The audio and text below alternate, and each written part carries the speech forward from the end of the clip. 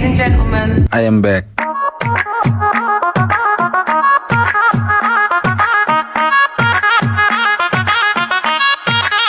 Baby, hold your breath.